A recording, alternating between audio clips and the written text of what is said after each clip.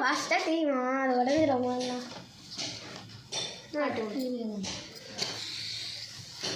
நடுவில் வைமா வைமா அவ்வளோதான். எத்தனை வீடாக வச்சுருக்கேன்? ஒன்று தான் வச்சுருக்கோம். வெயிட் பண்ணுங்க.